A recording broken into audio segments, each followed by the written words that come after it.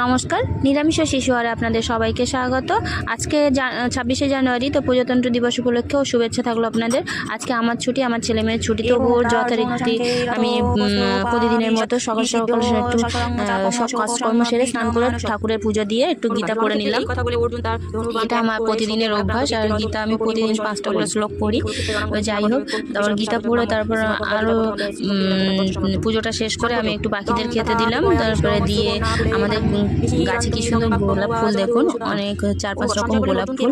তারপরে একটু গরম জল আর একটু প্রসাদ খেলাম, তারপরে একটু দুধ জাল দিলাম, তারপর একটু টিফিন বানালাম, পরোটা তরকারি।